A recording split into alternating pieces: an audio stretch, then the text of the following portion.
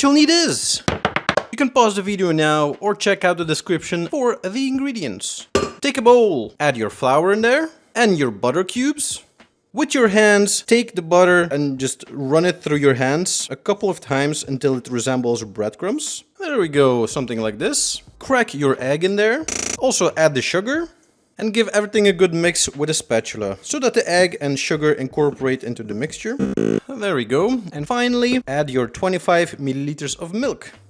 Give everything a real good mix with your hands. And of course, let's not forget the raisins. Incorporate your raisins into your dough. And there you go. This is the consistency that we're looking for. If you break it apart, it's very thick, but it's also airy, if that makes sense. This gives you 550 grams of dough. I like to split this up into 5 rock buns of 100 grams and one of 50. You can also do 11 50-gram rock buns, but I like them big. Once I have the weight, I compress them and just tear them once, stick them together, turn, tear them again.